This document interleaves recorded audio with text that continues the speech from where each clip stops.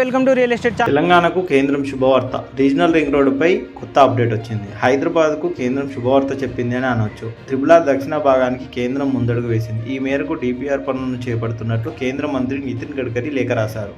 దీంతో ఈ పనులపై కీలక అప్డేట్ వచ్చినట్లయింది. దీనికి సంబంధించిన పూర్తి వివరాలు ఇలా ఉన్నాయి, చూసుకుందాం.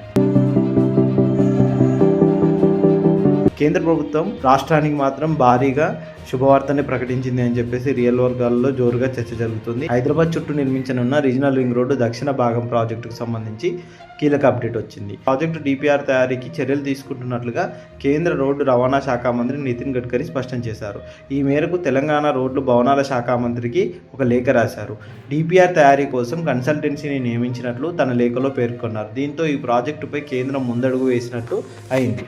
హైదరాబాద్ అభివృద్ధిలో ఇది కీలక పరిణామంగా మారనుంది. రీజనల్ రింగ్ రోడ్డు కోసం తెలంగాణ ప్రభుత్వం ఎప్పటి నుంచో ప్రయత్నాలు చేస్తోంది. కేంద్ర ప్రభుత్వం ఒత్తిడి పెడుతోంది. ఈ క్రమంలో కేంద్రం నుంచి స్పందన రావడంతో ప్రభుత్వ వర్గాలు హర్షం వ్యక్తం చేస్తున్నాయి.